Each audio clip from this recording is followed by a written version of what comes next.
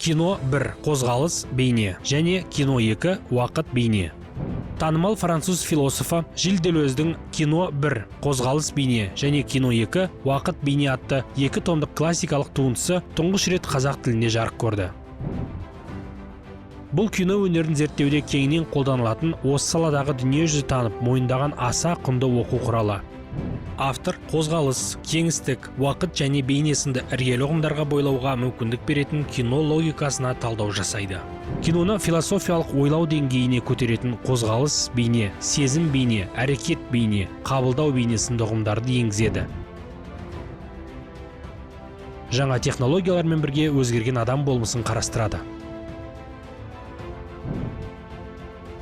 Әлемнің маңдай алды университеттері мен кино академияларында маңызды теориялық еңбек ретінде оқытылып келеді.